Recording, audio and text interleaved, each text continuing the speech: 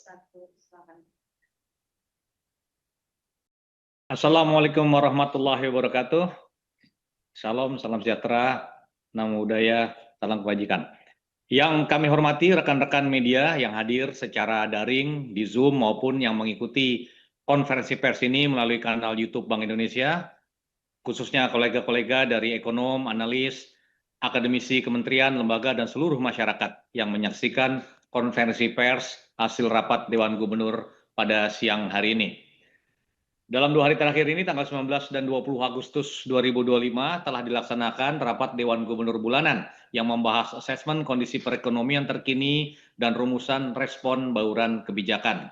Dan pada siang hari ini telah hadir bersama kita di sini anggota Dewan Gubernur Bank Indonesia, yaitu Gubernur Bank Indonesia Bapak Peri Warjio, Deputi Gubernur Senior Ibu Destri Damayanti, serta anggota Dewan Gubernur Bapak Yuda Agung, Ibu Aida S. Budiman, Ibu Filianingsih Hendarta, dan Bapak Riki P. Gozali. Dapat kami umumkan kepada teman-teman media sebelum memulai konferensi pers ini, seperti biasa nanti setelah penjelasan akan ada forum tanya jawab yang dilaksanakan secara daring. Jadi rekan-rekan nanti dapat mengajukan pertanyaan melalui fitur Q&A Zoom dengan menyertakan nama dan asal media. Pertanyaan yang sejalan dengan tema pokok hasil RDG bulanan akan kami sampaikan dan akan direspon oleh Bapak Gubernur dan Bapak Ibu anggota Dewan Gubernur. Untuk mempersingkat waktu, dengan hormat kami persilakan Bapak Gubernur untuk memimpin konferensi pers yang hari ini. Kami persilakan Bapak Gubernur. Terima kasih Pak Yunanto Hediawan. Bismillahirrahmanirrahim. Assalamualaikum warahmatullahi wabarakatuh. Salam sejahtera bagi kita semuanya. Salam, Om Swastiastu, Namo Buddhaya, salam kebajikan. Rekan-rekan media yang saya cintai dan banggakan, seluruh para ekonom, kolega dari kementerian lembaga, para akademisi, dan juga masyarakat luas. Selamat datang kembali pada siaran pers, konferensi pers, rapat Dewan Gubernur bulanan Bank Indonesia yang kami adakan hari ini. Saya Peri Warjio, Gubernur Bank Indonesia, beserta seluruh jajaran anggota Dewan Gubernur Bank Indonesia, Bu Destri Damayanti, Deputi Gubernur Senior, beserta juga Deputi Gubernur Yuda Agung, Deputi Gubernur Aida S. Budiman, Deputi Gubernur Filianingsih Hendarta, dan Deputi Gubernur Riki Perdana Gozali akan menyampaikan pokok-pokok hasil pembahasan dan respon bauran kebijakan Bank Indonesia yang kami lakukan dalam rapat Dewan Gubernur bulanan 2 hari ini 19 dan 20 Agustus 2025.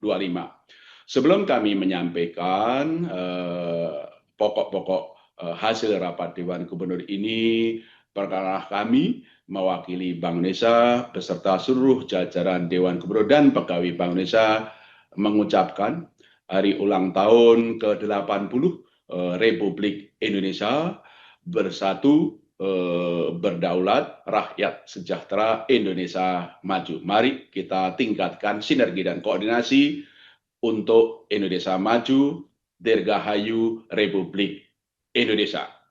Baik, kami akan menyampaikan pokok-pokok hasil pembahasan, baik perkembangan, prospek, maupun juga arah bauran kebijakan Bank Indonesia. Pembahasan kami akan sampaikan dari asesmen dan prospek ekonomi global, ekonomi domestik, dari stabilitas moneter, makrobudensial, sistem pembayaran, dan respon bauran kebijakan Bank Indonesia yang kami putuskan dalam rapat Dewan Gubernur 19 dan 20 Agustus 2025 ini. Perkenalkan kami memulainya dari asesmen dan prospek perekonomian global.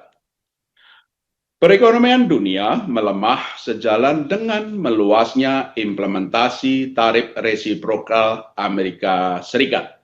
Sejak 7 Agustus 2025, tarif resiprokal Amerika Serikat meluas dari 44 negara menjadi 70 negara.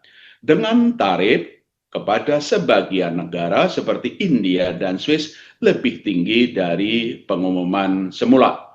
Implementasi tarif resiprokal Amerika Serikat tersebut menimbulkan risiko akan semakin melemahnya pertumbuhan ekonomi dunia. Bank Indonesia memperkirakan pertumbuhan ekonomi dunia pada tahun 2025 berpotensi lebih rendah dari perkiraan sebelumnya, yaitu sekitar 3%.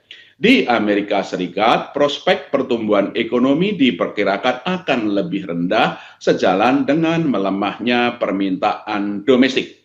Ekonomi India juga melemah seiring dampak tarif Amerika Serikat yang lebih tinggi sehingga menekan kinerja ekspor dan sektor manufaktur negara tersebut. Sementara itu, ekonomi Eropa, Jepang, dan Tiongkok diperkirakan lebih baik seiring dengan kesepakatan tarif yang lebih rendah dan topangan belanja fiskal yang ditempuh oleh pemerintah negara-negara tersebut. Kecenderungan pertumbuhan yang lebih rendah dan menurunnya inflasi mendorong sebagian besar bank-bank sentral menempuh kebijakan moneter yang akomodatif kecuali Jepang. Di Amerika Serikat, tekanan inflasi yang cenderung menurun mendorong semakin kuatnya ekspektasi penurunan Fed Fund Rate ke depan. Meskipun demikian, dalam jangka pendek, ketidakpastian pasar keuangan global masih berlanjut dan perlu tetap diwaspadai guna menjaga ketahanan ekonomi domestik dari dampak rambatan global. Di dalam negeri, pertumbuhan ekonomi Indonesia pada triwulan 2 2025 lebih baik dari perkiraan. Ekonomi triwulan 2 2025 tumbuh sebesar 5,12% year on year, lebih tinggi dari pertumbuhan ekonomi triwulan 1 2025 sebesar 4,87% year on year. Kenaikan pertumbuhan ekonomi ditopang oleh investasi sejalan dengan penanaman modal yang tumbuh positif dan konsumsi rumah tangga seiring lebih tingginya mobilitas masyarakat. Ekspor barang dan jasa juga meningkat dipengaruhi oleh front loading ekspor ke Amerika Serikat sebagai antisipasi pengenaan tarif serta kenaikan kunjungan wisatawan mancanegara. Secara sektoral, seluruh lapangan usaha juga membaik, termasuk lapangan usaha industri pengolahan, lapangan usaha perdagangan, serta lapangan usaha informasi dan komunikasi. Secara spasial, pertumbuhan ekonomi seluruh wilayah meningkat, di mana wilayah Jawa mencatat pertumbuhan tertinggi. Pada semester 2 2025, pertumbuhan ekonomi diperkirakan membaik, didorong oleh tetap positifnya kinerja ekspor dan meningkatnya permintaan domestik, sejalan dengan ekspansi belanja pemerintah. Dengan realisasi triwulan 2 2025 tersebut, secara keseluruhan pertumbuhan ekonomi pada tahun 2025 diperkirakan akan berada di atas titik tengah kisaran 4,6 sampai 5,4%. Sinergi dan koordinasi kebijakan pemerintah dan Bank Indonesia terus diperkuat untuk mendorong pertumbuhan ekonomi yang lebih tinggi sesuai dengan kapasitas perekonomian nasional. Dalam kaitan ini, belanja pemerintah termasuk melalui implementasi program-program prioritas pemerintah dapat memberikan dukungan terhadap peningkatan kegiatan ekonomi domestik. Dari sisi Bank Indonesia, bauran kebijakan moneter, makrobudensial, dan sistem pembayaran secara keseluruhan terus dioptimalkan untuk mendorong pertumbuhan ekonomi yang lebih tinggi sejalan dengan rendahnya inflasi dan terjaganya stabilitas nilai tukar rupiah. Neraca pembayaran Indonesia tetap baik dan mendukung ketahanan eksternal perekonomian nasional. Pada triwulan 2 2025, defisit transaksi berjalan diperkirakan tetap rendah, ditopang oleh surplus neraca perdagangan barang yang pada Juni 2025 mencatat surplus sebesar 4,1 miliar dolar Amerika Serikat. didukung oleh ekspor berbasis sumber daya alam dan produk manufaktur. Pada triwulan 3 2025, aliran masuk investasi portofolio ke SBN terus berlanjut, di mana pada Juli dan Agustus 2025, data hingga 15 Agustus 2025 mencatat net inflow masing-masing sebesar 1 miliar dolar Amerika Serikat. Perkembangan positif juga terjadi di pasar saham yang mulai mencatat net inflow pada bulan Agustus 2025 seiring dengan perbaikan prospek perekonomian Indonesia dan tren penurunan suku bunga yang ditempuh oleh Bank Indonesia. Posisi cadangan devisa pada akhir Juli 2025 tetap tinggi, yaitu tercatat sebesar 152 miliar dolar Amerika Serikat, setara dengan pembiayaan 6,3 bulan impor atau 6,2 bulan impor dan pembayaran utang luar negeri pemerintah. Posisi cadangan devisa tersebut berada di atas standar kecukupan internasional sekitar 3 bulan impor. Neraca pembayaran Indonesia pada tahun 2025 diperkirakan tetap baik, ditopang oleh defisit transaksi berjalan yang rendah, yaitu dalam kisaran defisit 0,5% sampai dengan 1,3% dari PDB, dan surplus transaksi modal dan finansial yang berlanjut di tengah ketidakpastian global yang masih tinggi. Nilai tukar rupiah tetap stabil dengan kecenderungan menguat, didukung kebijakan stabilisasi Bank Indonesia dan berlanjutnya aliran masuk modal asing. Nilai tukar rupiah terhadap dolar Amerika Serikat pada Agustus 2025, data hingga 19 Agustus 2025 menguat sebesar 1,29% point to point dibandingkan dengan posisi akhir Juli 2025. Perkembangan nilai tukar ini didukung oleh konsistensi kebijakan stabilisasi Bank Indonesia dan berlanjutnya aliran masuk modal asing terutama ke instrumen SBN serta meningkatnya konversi falas ke rupiah oleh eksportir seiring dengan penerapan penguatan kebijakan pemerintah terkait devisa hasil ekspor sumber daya alam DHE/SDA. Kedepan, nilai tukar rupiah diperkirakan stabil dengan kecenderungan menguat, didukung oleh komitmen Bank Indonesia dalam menjaga stabilitas nilai tukar rupiah, imbal hasil yang menarik, inflasi yang rendah, dan prospek pertumbuhan ekonomi Indonesia yang membaik. Bank Indonesia terus memperkuat respon kebijakan stabilisasi termasuk intervensi secara terukur di pasar offshore NDF non-delivery forward di luar negeri dan strategi triple intervention pada transaksi spot, domestic non-delivery forward, dan SPN di pasar sekunder. Seluruh instrumen moneter juga terus dioptimalkan termasuk penguatan strategi operasi moneter pro market melalui optimalisasi instrumen sekuritas rupiah Bank Indonesia, sekuritas falas Bank Indonesia SVBI, dan sukuk falas Bank Indonesia SUVBI untuk memperkuat efektivitas kebijakan dalam menarik aliran masuk investasi portofolio asing dan mendukung stabilitas nilai tukar rupiah. Inflasi indeks harga konsumen pada Juli 2025 tetap terjaga rendah dan mendukung stabilitas perekonomian. Inflasi IHK Juli 2025 tercatat rendah, yaitu sebesar 2,37% year on year, ditopang oleh inflasi inti dan administered prices yang menurun, serta inflasi volatile food yang terkendali. Inflasi inti turun menjadi 2,32% year on year, dipengaruhi oleh konsistensi suku bunga kebijakan moneter dalam mengarahkan ekspektasi inflasi sesuai dengan sasarannya, serta imported inflation dan harga pangan global yang rendah.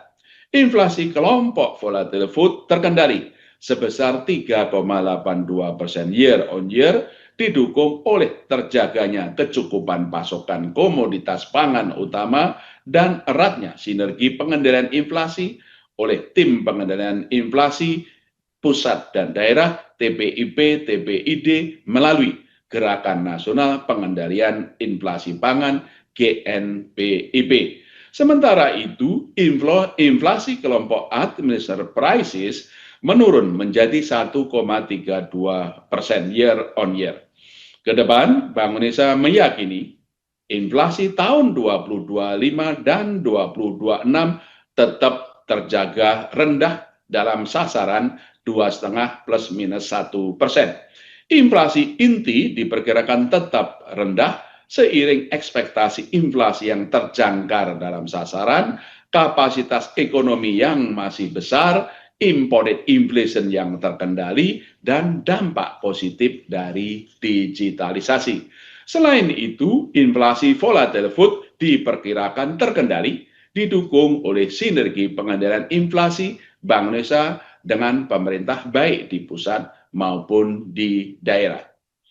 Bank Indonesia terus mengoptimalkan strategi operasi moneter pro market untuk memperkuat transmisi penurunan suku bunga dari BI rate ke suku bunga pasar uang dan perbankan.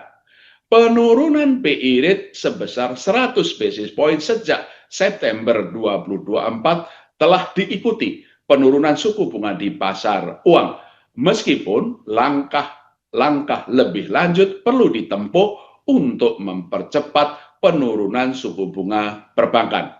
Di pasar uang, sejalan dengan penurunan BI rate pada Juli 2025 dan operasi moneter Bank Indonesia, suku bunga Indonesia terus menurun dari sebelum pengumuman penurunan BI rate pada Juli sebesar 5,14% menjadi 4,78% pada 19 Agustus 2025. Suku bunga SRBI untuk tenor 6, 9, dan 12 bulan juga menurun dari masing-masing 5,85%, 5,86%, dan 5,87% sebelum penurunan BI rate pada Juli 2025 menjadi 5,28%, 5,32%, dan 5,34% pada tanggal 15 Agustus 2025.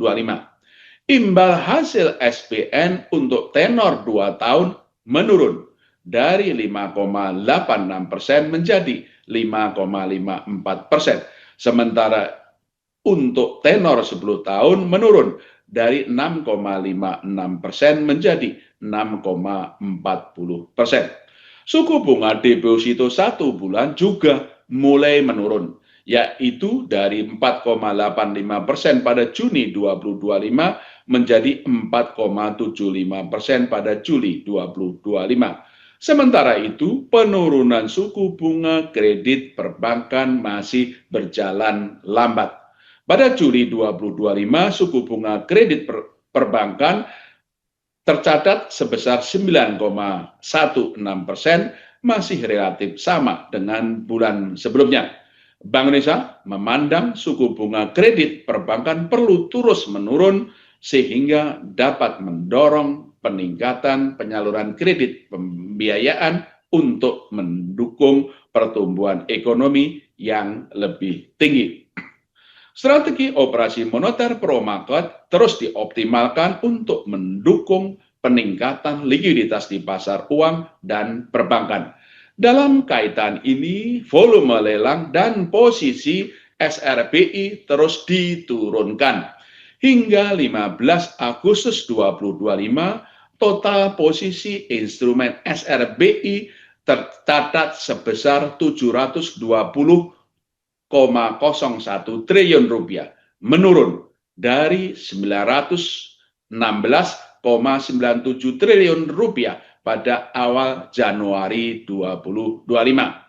Untuk mendukung ekspansi likuiditas, operasi moneter juga diarahkan pada tenor yang lebih pendek. Implementasi dealer utama, primary dealer, sejak Mei 2024 juga makin meningkatkan transaksi SLBI di pasar sekunder dan repurchase agreement antar pelaku pasar dan karenanya memperkuat fleksibilitas dan manajemen likuiditas perbankan.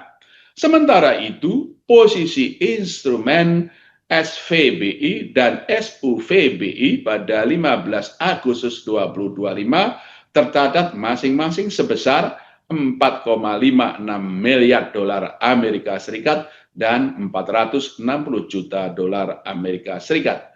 Untuk memperkuat ekspansi likuiditas kebijakan moneter, Bank Indonesia juga melakukan pembelian SBN dari pasar sekunder sekaligus mencerminkan sinergi erat antara kebijakan moneter dengan kebijakan fiskal pemerintah dalam mensukseskan program-program dalam Asta Cita.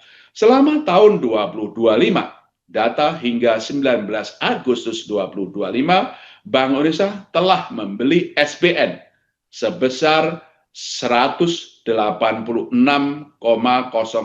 triliun rupiah, 186,06 triliun rupiah, yaitu melalui pasar sekunder sebesar 137,8 triliun rupiah dan pasar primer dalam bentuk surat perbendaraan negara SPN termasuk syariah sebesar 48,26 triliun rupiah. Kedepan, Bank Indonesia akan terus mengoptimalkan strategi operasi moneter pro market untuk meningkatkan likuiditas dan efektivitas transmisi kebijakan moneter, termasuk penurunan suku bunga dan penyaluran kredit untuk mendorong pertumbuhan ekonomi dengan tetap mencapai sasaran inflasi dan menjaga stabilitas nilai tukar rupiah. Kredit perbankan masih perlu terus ditingkatkan untuk mendukung pertumbuhan ekonomi. Kredit perbankan pada Juli 2025 tumbuh sebesar 7,03% year on year, menurun dibandingkan dengan pertumbuhan pada Juni 2025 sebesar 7,77% year on year.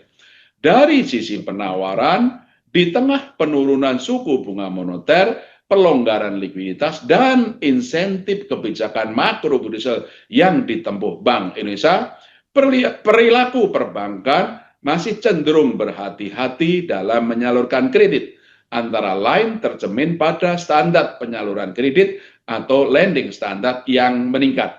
Perbankan lebih memilih menempatkan kelebihan likuiditasnya pada instrumen surat-surat berharga. Longgarnya likuiditas perbankan tersebut juga ditopang oleh pertumbuhan DPK pada Juli 2025 yang meningkat sebesar 7% seiring ekspansi keuangan pemerintah. Dari sisi permintaan, pertumbuhan kredit lebih banyak ditopang oleh sektor-sektor yang berorientasi ekspor, khususnya pertambangan dan perkebunan, serta sektor transportasi, industri, dan jasa sosial.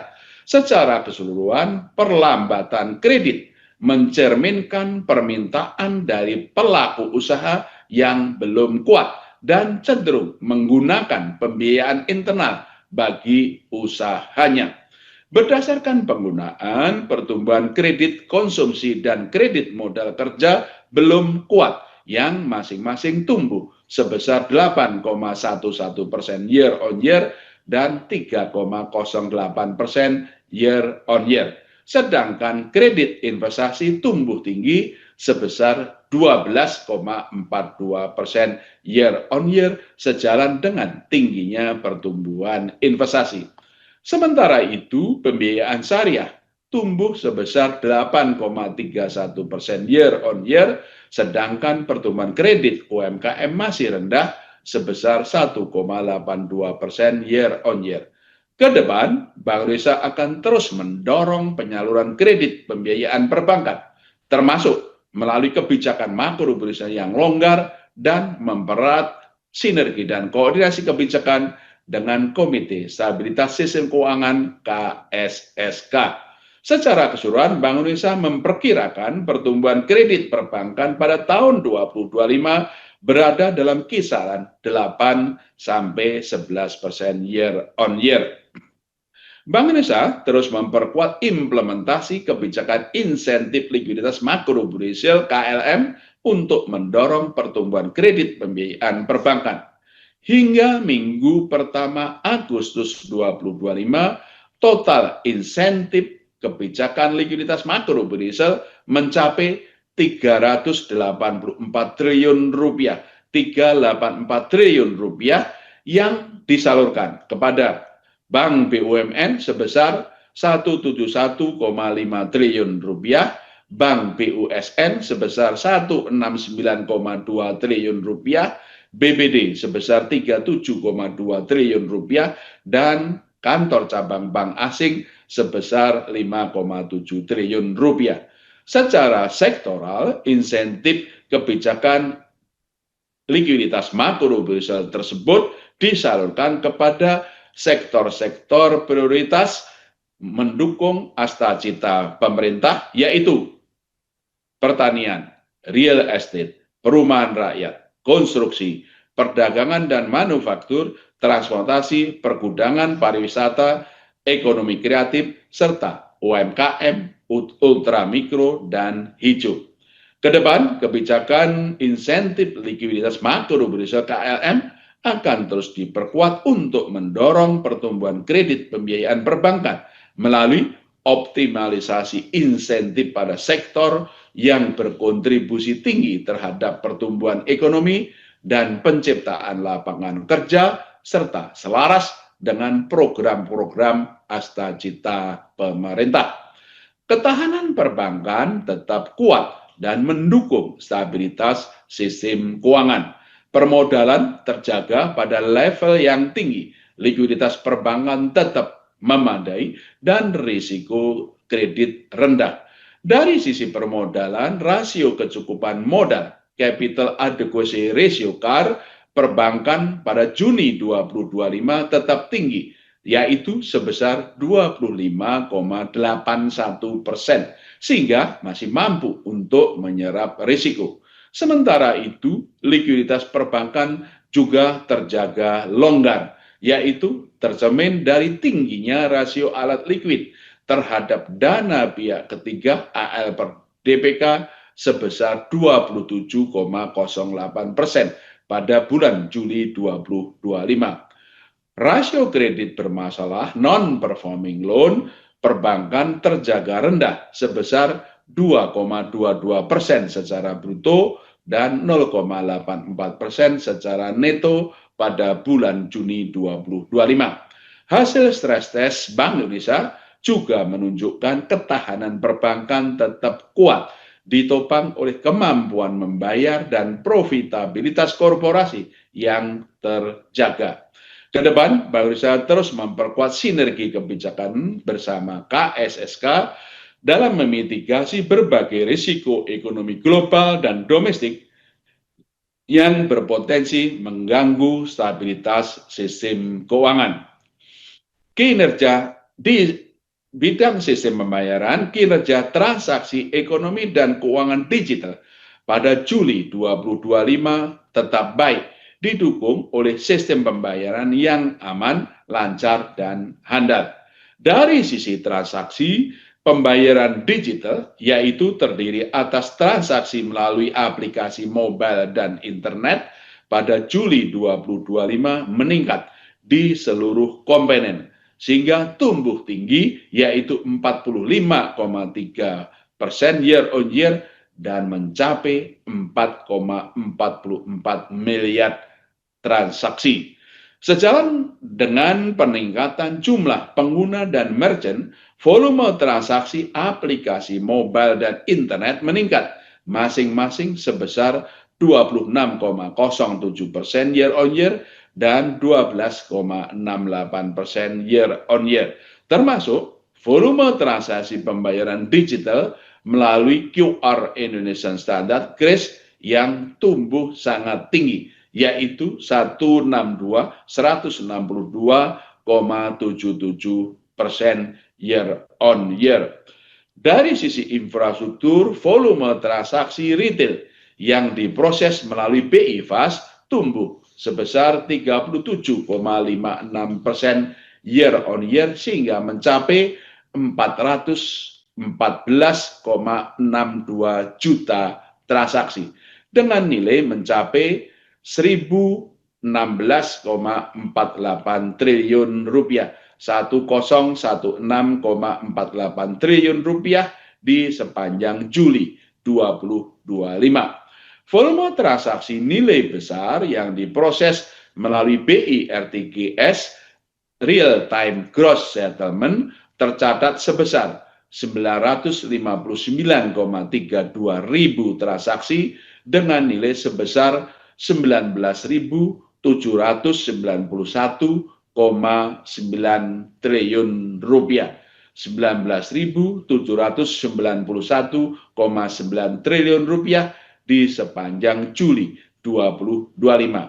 Sementara dari sisi pengelolaan uang rupiah, uang kartal yang diedarkan UYD tumbuh 9,68% year on year menjadi 1.141,8 triliun rupiah, 1.141,8 triliun rupiah pada Juli 2025. Stabilitas sistem pembayaran tetap terjaga, juga ditopang oleh infrastruktur yang stabil dan struktur industri yang sehat.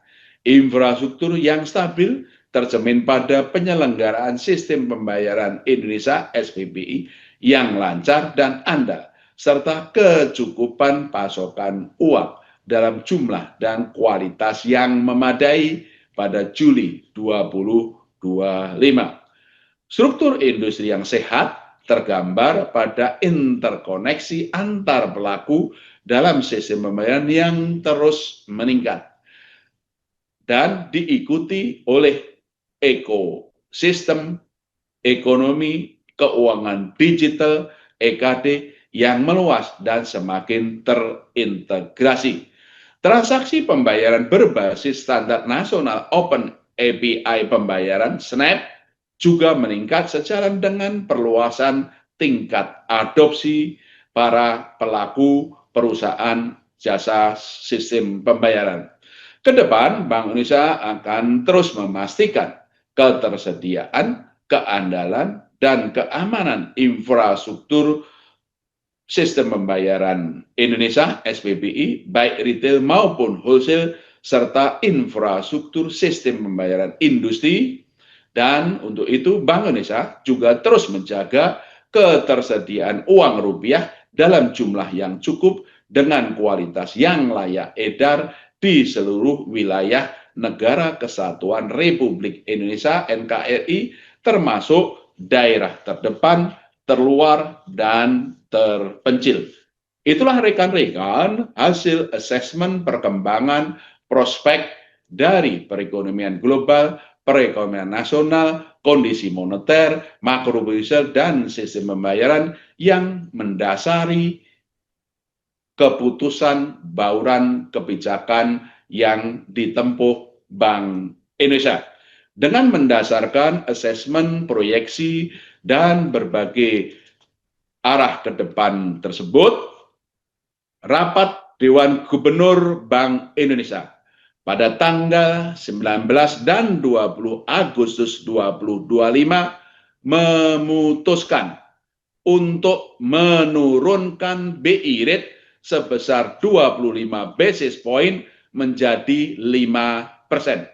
Demikian juga suku bunga deposit facility turun sebesar 25 basis point menjadi 4,25%, dan suku bunga lending facility juga turun sebesar 25 basis point menjadi 5,75%. Keputusan penurunan suku bunga BI rate ini konsisten dengan tetap rendahnya perkiraan inflasi tahun 2025 dan 2026 dalam sasaran 2,5 plus minus 1%, terjaganya stabilitas nilai tukar rupiah, dan perlunya mendorong pertumbuhan ekonomi sesuai dengan kapasitas perekonomian. Kedepan, Bank Indonesia akan terus mencermati ruang penurunan suku bunga untuk mendorong pertumbuhan ekonomi yang lebih tinggi sejalan dengan rendahnya perkiraan inflasi dengan tetap mempertahankan stabilitas nilai tukar rupiah. Sementara itu, kebijakan makro-prudensial longgar terus diperkuat untuk mendorong kredit pembiayaan, menurunkan suku bunga, dan meningkatkan likuiditas perbankan bagi pencapaian pertumbuhan yang lebih tinggi. Kebijakan sistem pembayaran juga diarahkan untuk turut menopang pertumbuhan ekonomi melalui perluasan akseptasi pembayaran digital, penguatan struktur industri sistem pembayaran, serta penguatan daya tahan infrastruktur sistem pembayaran. Arah bauran kebijakan moneter, makro-prudensial, dan sistem pembayaran untuk mempertahankan stabilitas dan mendorong pertumbuhan ekonomi yang berkelanjutan tersebut didukung dengan langkah-langkah kebijakan Bank Indonesia sebagai berikut. Pertama, penguatan strategi operasi moneter pro market guna makin memperkuat efektivitas transmisi penurunan suku bunga, meningkatkan likuiditas, mempercepat pendalaman pasar uang dan pasar falas, serta mendorong aliran masuk modal asing dengan memperkuat efektivitas transmisi penurunan suku bunga melalui penyesuaian struktur suku bunga instrumen moneter dan swap falas dengan tetap menjaga daya tarik aliran masuk portofolio asing ke aset keuangan domestik, meningkatkan likuiditas di pasar uang dan perbankan melalui lelang sekuritas rupiah Bank Indonesia SRBI secara terukur dan pembelian surat berharga negara SPN di pasar sekunder, serta memperkuat peran dealer utama untuk meningkatkan transaksi SRBI di pasar sekunder dan transaksi repurchase agreement repo antar pelaku pasar. Kedua, penguatan strategi stabilisasi nilai tukar rupiah yang sesuai dengan fundamental melalui intervensi baik melalui transaksi spot dan domestic non-delivery forward di pasar domestik maupun transaksi non-delivery forward NDF di pasar luar negeri. Strategi ini disertai dengan pembelian surat berharga negara SPN di pasar sekunder untuk meningkatkan likuiditas dan menjaga stabilitas pasar keuangan. Ketiga, penguatan publikasi asesmen transparansi suku bunga dasar kredit SPDK dengan pendalaman pada suku bunga kredit berdasarkan sektor prioritas yang menjadi cakupan kebijakan insentif likuiditas makro-prudensial KLM.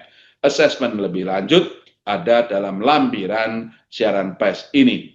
Keempat, perluasan akseptasi digital melalui penguatan pemahaman pengguna dan merchant atas implementasi KRIS antar negara Indonesia-Jepang untuk koridor Indonesia outbound. Pengembangan KRIS antar negara Indonesia-Jepang untuk koridor Indonesia inbound dan persiapan implementasi KRIS antar negara Indonesia-Tiongkok serta memperluas implementasi KRIS tanpa pinde TAP melalui upaya peningkatan adopsi digital di berbagai sektor dan wilayah. Serta kelima, penguatan dan perluasan kerjasama internasional di area kebank sentralan termasuk dengan memperkuat konektivitas sistem pembayaran dan transaksi menggunakan mata uang lokal, local currency transaction, serta memfasilitasi penyelenggaraan promosi investasi dan perdagangan di sektor prioritas bekerja sama dengan instansi terkait. Bank Indonesia juga terus memperkuat sinergi kebijakan dengan pemerintah untuk menjaga stabilitas dan mendorong pertumbuhan ekonomi yang lebih tinggi sejalan dengan program Asta Cita pemerintah, Selain itu, Bank Indonesia juga terus mempererat sinergi kebijakan dengan Komite Stabilitas Sistem Keuangan (KSSK) untuk menjaga stabilitas sistem keuangan. Demikian pokok-pokok hasil rapat Dewan Gubernur Bank Indonesia pada 19 dan 20 Agustus 2025 yang bertajuk BI Rate turun 25 basis point menjadi 5%, mempertahankan stabilitas, mendorong pertumbuhan ekonomi lebih tinggi. Sekian Pak Yunanto dapat kami sampaikan. Silahkan dipandu untuk sesi tanya jawab. Terima kasih. Wassalamualaikum warahmatullahi wabarakatuh. Waalaikumsalam. Baik, terima kasih Pak Gubernur. Demikian teman-teman pembacaan pokok-pokok hasil RDG bulanan Agustus. Izin kita ke tanya jawab Bapak Gubernur. Sudah masuk ada 4 besaran pertanyaan. Ini pertanyaan pertama terkait dengan perkembangan pertumbuhan ekonomi global dan domestik. Ini pertanyaan dari Grace, Bloomberg, dan Imas dari Kontan. Izin kami bacakan Pak Gubernur. Pertanyaan pertama adalah bagaimana asesmen Bank Indonesia terhadap outlook pertumbuhan ekonomi terkini pasca data PDB kuartal 2 2025 yang mengindikasikan perekonomian saat ini tumbuh positif. Lalu bagaimana BI melihat ruang penurunan suku bunga BI rate ke depan? Yang bagian kedua Pak Gub, ini terkait dengan pertumbuhan kredit dari Vian Kontan. Bagaimana proyeksi penurunan suku bunga kredit hingga akhir tahun dan apa saja indikator yang digunakan Bank Indonesia dalam melihat tren pertumbuhan kredit? Yang ketiga, Pak Gub, terkait dengan kebijakan DHE SDA dari Despian Media Indonesia dan Harry Fortune Indonesia. Bagaimana realisasi dari aturan 100% DHE SDA? Apakah sudah dijalankan penuh oleh eksportir? Serta bagaimana proyeksi BI terhadap DSDA sampai dengan akhir tahun. Yang keempat terkait sistem pembayaran dari Imas Kontan, mungkin ini juga sudah dijelaskan di siaran pers. Bagaimana update transaksi digital terkini, besaran, dan apakah meningkat signifikan? Demikian Pak Gubernur pertanyaan dari rekan-rekan media. Terima kasih Pak Yunanto dan juga terima kasih rekan-rekan media yang telah menyampaikan pertanyaan. Terima kasih atas atensi dan juga pertanyaan-pertanyaan ini. Saya akan mungkin menjawab dari pertanyaan satu mengenai perkembangan pertumbuhan ekonomi global dan domestik maupun juga arah kebijakan Bank Indonesia ke depan. Tentu saja nanti saya akan mengundang rekan-rekan Dewan Gubernur yang lain ya untuk pertumbuhan kredit. Tentu saja nanti Pak Yuda bisa menambahkan. Untuk DHI SDA Bu Destri biasanya bisa menambahkan. Untuk sistem pembayaran nanti Bu Fili dan tentu saja Bu Aida bisa menambahkan untuk yang global maupun suku bunga maupun yang lain-lain. Pak Riki juga bisa menambahkan nanti berbagai hal yang tentu saja berkaitan dengan sistem pembayaran. Untuk perkembangan pertumbuhan ekonomi global, tadi kami sampaikan bahwa dampak dari penerapan kebijakan resiprokal tarif oleh Amerika Serikat secara keseluruhan memang ini sudah mulai terasa dan juga sudah ada keputusan-keputusan yang sudah diumumkan termasuk juga untuk Indonesia yang kebijakan resiprokalnya 19%.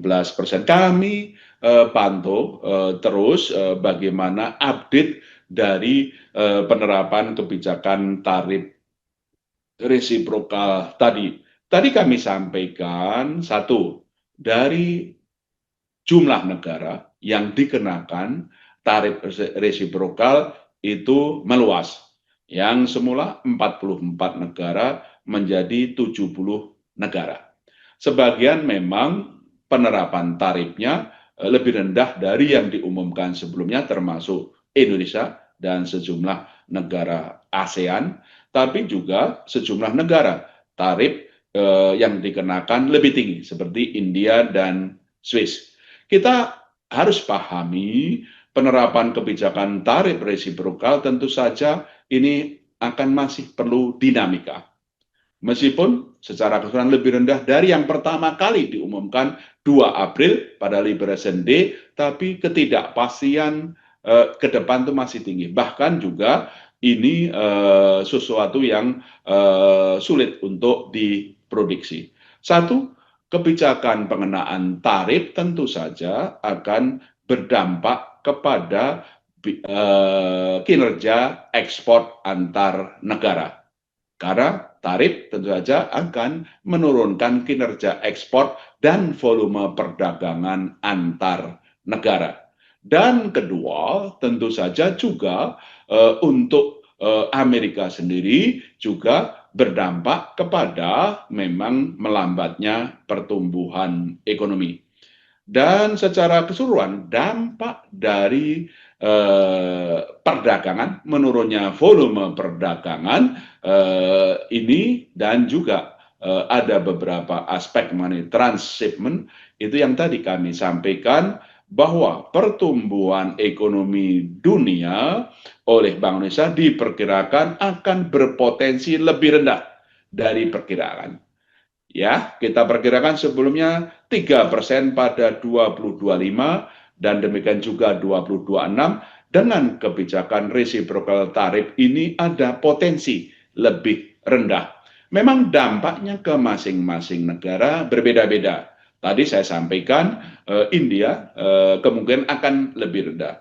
Untuk Tiongkok, Eropa, dan Jepang, dampak pertumbuhan ekonominya kemungkinan juga dampaknya lebih rendah dari perkiraan.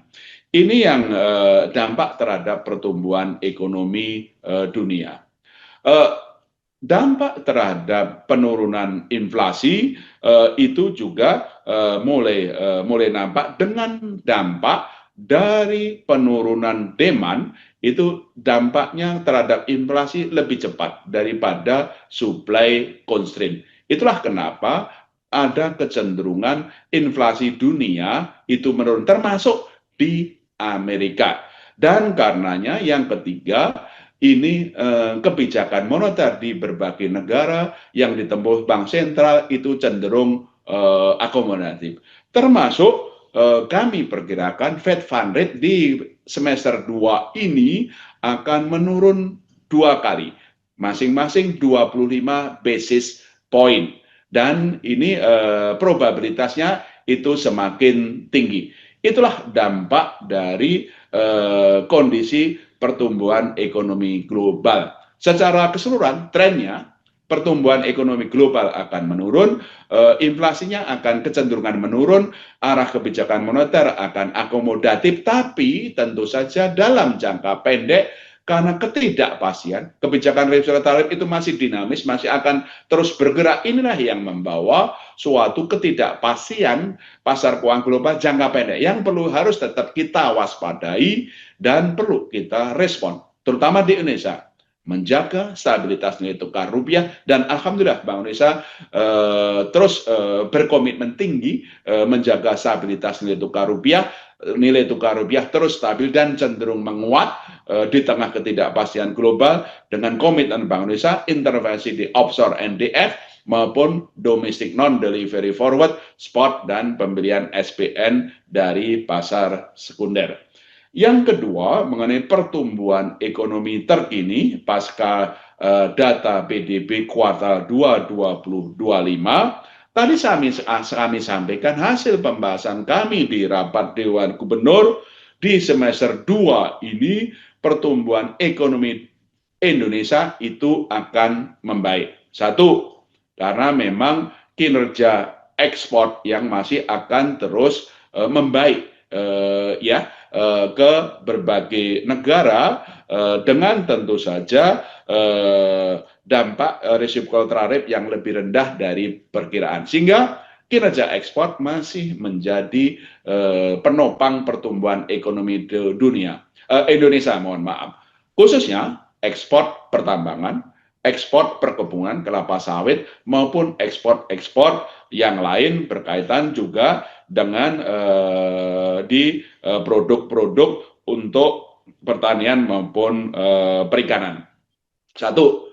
Yang kedua, belanja pemerintah akan ekspansi dan itu akan mendorong pertumbuhan ekonomi khususnya dari permintaan domestik. Dan ketiga, investasi di sejumlah sektor itu terus meningkat, khususnya sektor yang berorientasi ekspor, transportasi pergudangan maupun juga sejumlah industri, termasuk juga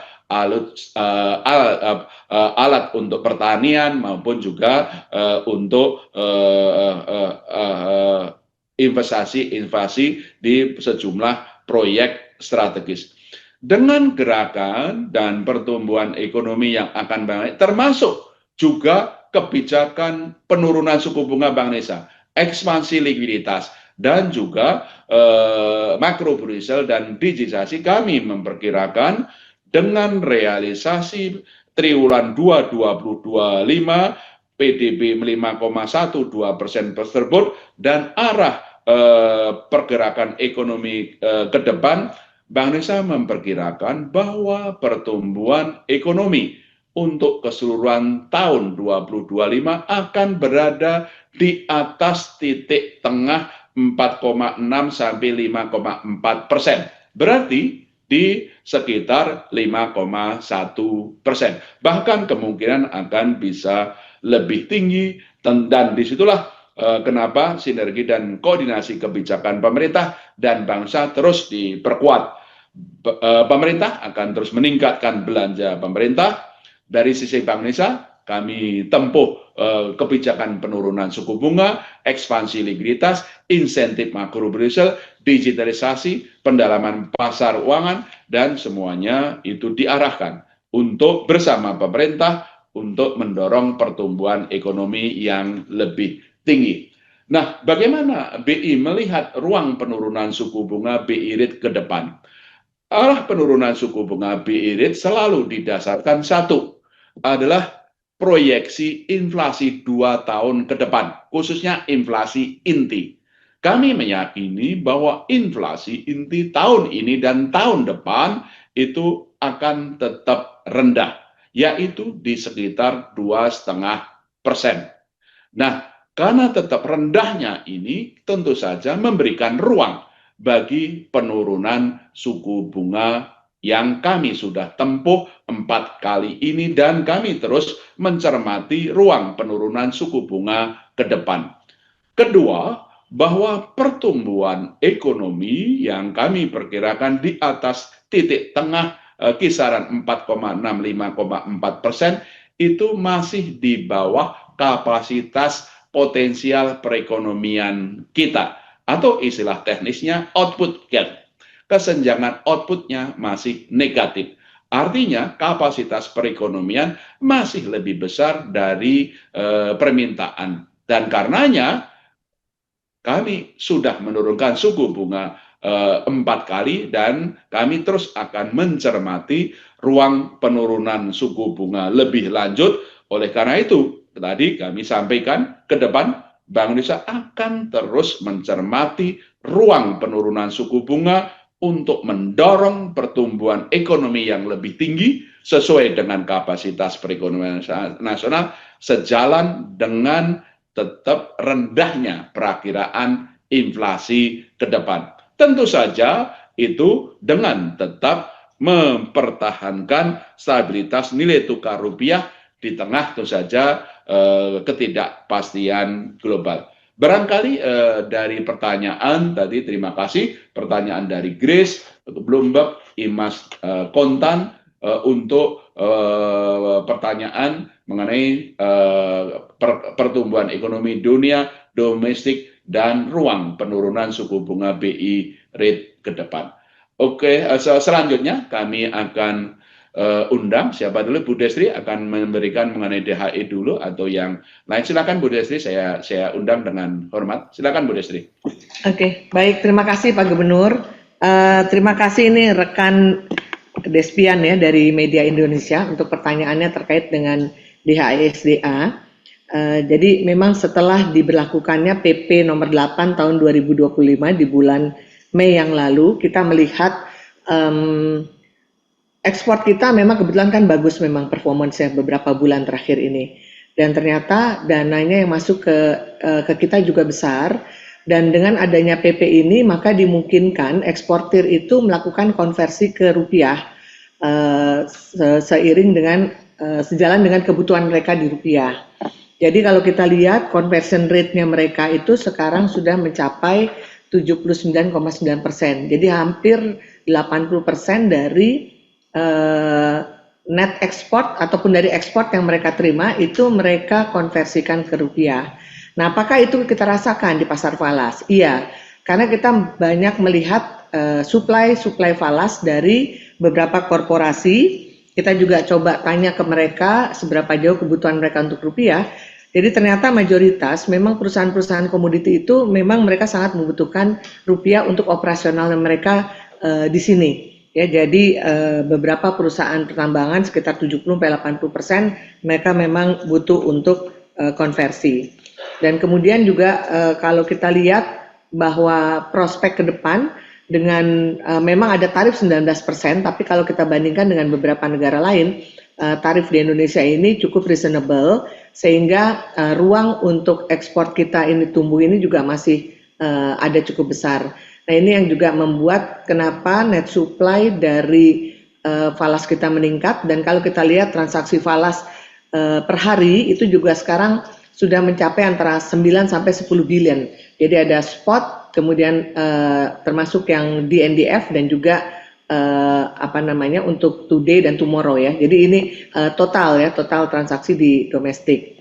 Kemudian juga yang kami juga melihat ada peningkatan falas adalah banyaknya dana-dana bank yang masuk di dalam instrumen kita SPBI.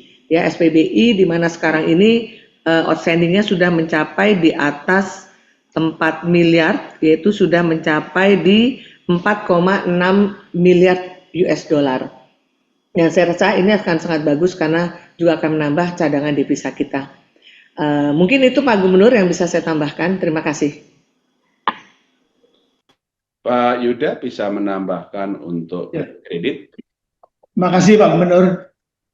Saya akan jawab pertanyaan dari Vian dari Kontan terkait dengan transmisi suku bunga dari BI Rate ke suku bunga perbankan khususnya kredit. Kalau kita lihat data-data terkini memang transmisi yang terjadi sekarang tidak secepat dibandingkan dengan periode atau episode penurunan suku bunga BI Rate sebelumnya.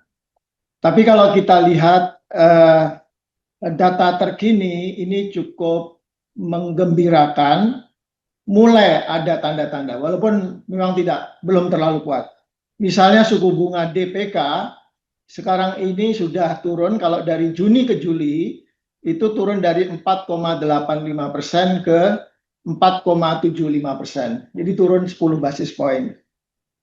Nah, suku bunga kredit baru ya, jadi kredit yang benar-benar baru diberikan oleh bank itu juga mengalami penurunan, khususnya suku bunga kredit korporasi, komersial dan UMKM. Sementara suku bunga kredit konsumsi itu masih belum mengalami penurunan.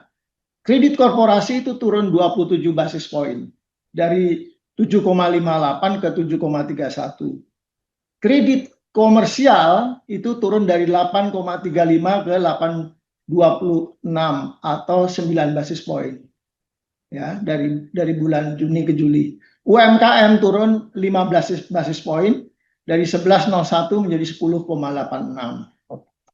Nah, kalau kita lihat juga kelompok banknya, ini BUMN, BPD dan KCBA juga sudah menurunkan suku bunga kredit, tapi Bank Umum Swasta Nasional BUSN ini masih mengalami kenaikan suku bunga kreditnya. Ya, dan ini yang ke depan dengan adanya penurunan suku bunga BI Rate lebih lanjut di hari ini. Kemudian juga likuiditas kalau kita lihat AL over DPK-nya itu masih sangat tinggi, yaitu 27,5%.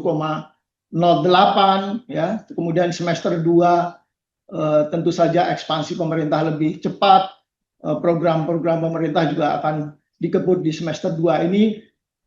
Kami optimis apa yang kita lakukan baik di dalam konteks BI rate maupun penyediaan likuiditas ini akan kemudian tertransmisi dengan lebih baik di semester 2 tahun ini. Mungkin itu Pak Gubernur, terima kasih. Terima kasih Pak Yuda. Bu Aida saya undang. Saya izin untuk menyampaikan beberapa angka detail dari penjelasan Pak Gubernur tadi terkait dengan perkembangan ekonomi global. Tadi sudah disampaikan penyebabnya pada bulan ini adalah lebih banyaknya negara yang terkena dari tarif resiprokal Amerika Serikat dan kemudian tarifnya pun beragam. Sementara jalurnya itu ada dari jalur pasar keuangan, kemudian jalur perdagangan internasional, ujungnya adalah kepada tentunya pertumbuhan ekonomi, sehingga ini mengakibatkan bagaimana Bank Indonesia melihat dampaknya kepada masing-masing negara. Sebagai contoh, untuk Amerika Serikat pada bulan ini kami turunkan pertumbuhan ekonominya di 2025 dari 2,1% menjadi 2%. Kemudian yang naik itu adalah Eropa, Euro dari 0,9 ke 1%, Jepang dari 0,8 ke 1%, dan juga Tiongkok dari 4,3 Tanya Banggar belum? ke 4,6%. Sementara India ini mengalami penurunan karena ada peningkatan tarif yang lebih tinggi dari awalnya, sehingga dari 6,6 ke 6,5%. Semuanya ini mengakibatkan Bank Indonesia melihat pertumbuhan ekonominya berpotensi untuk lebih rendah daripada asesmen kami di global yang sekarang di 3%. Mengapa? Karena tadi masih ada resiko transshipment yang bisa menambah pengenaan tarif, kemudian negosiasi yang masih berlangsung. Semuanya ini tentunya mengakibatkan secara potensial risk dari skenario-nya bisa lebih rendah daripada 3%. Demikian Pak Gub, terima kasih. Terima kasih Bu Aida. Saya undang Bu Fili untuk sistem pembayaran dan tentu saja nanti juga saya undang Pak Riki kalau ingin menambahkan. Bu Fili silakan. Makasih Pak Gubernur, makasih teman-teman. Ada 2 pertanyaan. Yang pertama yang terkait dengan dari Mbak Imas ya, Kontan, terkait dengan transaksi e-commerce. Memang transaksi e-commerce ini masih tumbuh positif. Jadi kalau kita lihat di in term of volume, e-commerce ini tumbuh dia 6,64% month-to-month dan secara year on year itu 16,89% atau sebesar 466,93 juta transaksi. Nah, sementara kalau kita lihat dari nominalnya transaksi e-commerce ini juga tumbuh secara month-to-month 6,41%, secara year on year itu 2,32% atau sebesar 44,4 triliun. Nah, tiket size juga sama, tiket size itu juga tumbuh. Tiket size itu dalam arti setiap transaksi ya, rata-rata transaksi itu sekitar Rp95.000 transaksinya. Nah, lalu pertanyaan yang kedua itu dari Mbak Monik terkait dengan kris. Kris dengan Tiongkok bukan telat ya Mbak Monik, memang dari awal itu kalau 17 Agustus itu kris dengan Jepang itu Indonesia outbound. Jadi artinya orang Indonesia yang ke Jepang bisa memakai kris QR, Japanese QR di Jepang dengan men-scan kris kita. Nah, tapi kalau dengan kris dengan Tiongkok memang dari awal tanggal 17 Agustus itu kita memang sandboxing ya. Nah, jadi mudah-mudahan insya Allah akhir tahun kita bisa implementasi yang QR Indonesia Tiongkok 2 sisi, baik inbound maupun outbound, karena saat ini koneksi dengan switching itu antara Raja ya 4 switching kita dengan UPI dengan 2 ekosistem yang dominan di Tiongkok yang menguasai pangsa 88% share dari pengguna dan juga 80% share merchant. Jadi bukan telat karena ada tahapan kalau kita mau lakukan kris cross border itu ada tahapan MOU dulu antara bank sentral, lalu antara industrinya, setelah itu pengembangan interlinking, lalu baru uji coba sandbox. Nah, ini pada tahapan terakhir uji coba sandbox dan setelah itu kita implementasi. Jadi itu yang bisa saya sampaikan. Terima kasih. Terima kasih Bu Fili. Pak Riki, mau menambahkan? Terima kasih Pak Gubernur. Ingin menambahkan dari sisi operasional sistem pembayaran, tentunya Bank Indonesia terus menjaga stabilitas sistem pembayaran, baik sistem pembayaran Bank Indonesia maupun sistem pembayaran dari industri. Ini untuk memastikan dari kelancaran transaksi pembayaran guna mendukung pertumbuhan dari ekonomi.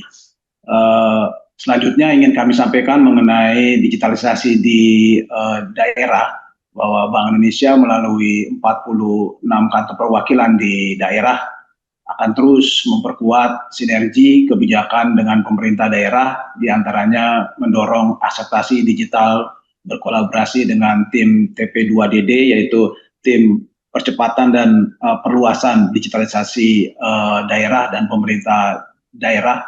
Ini antara lain dengan perluasan penggunaan dari KRIS, kemudian elektronifikasi, transportasi dan transaksi Pemda, serta penguatan dari edukasi dan sosialisasi kepada masyarakat terkait dengan perlindungan konsumen. Alhamdulillah sinergi ini saya lihat, kami melihat bahwa ini berhasil mendorong pertumbuhan transaksi, kemudian merchant dan pengguna KRIS di wilayah di Indonesia. Begitu juga kami mendukung selain transaksi digital, dari sisi tunai, posisi uang yang diedarkan untuk Juli 2025 juga tercatat sebesar 1.141 triliun atau meningkat 9,68%, sejalan dengan kebutuhan dari uang tunai yang terus meningkat di tengah pertumbuhan ekonomi yang juga meningkat. Demikian Pak Gubernur yang dapat kami sampaikan. Terima kasih. Terima kasih Bu Destri, Pak Yuda, Bu Aida, Bu Fili, dan Pak Riki. Dan terima kasih juga rekan-rekan media dan masyarakat semuanya. Sebagai penutup, mari kita tingkatkan sinergi dan koordinasi dan kita tumbuhkan optimisme bahwa perekonomian Indonesia berkinerja akan terus membaik dengan stabilitas yang terjaga. Bank Indonesia akan terus berkomitmen all out untuk seluruh kebijakan-kebijakan kami, baik moneter, makrobudensial, sistem pembayaran, pendalaman pasar keuangan, juga ekonomi inklusif untuk bersama pemerintah mendorong pertumbuhan ekonomi yang lebih tinggi dengan tetap menjaga inflasi terkendali sesuai sasarannya dan nilai tukar tetap stabil sesuai fundamental. Sekali lagi, terima kasih. Dirgahayu Republik Indonesia. Merdeka. Wassalamualaikum warahmatullahi wabarakatuh.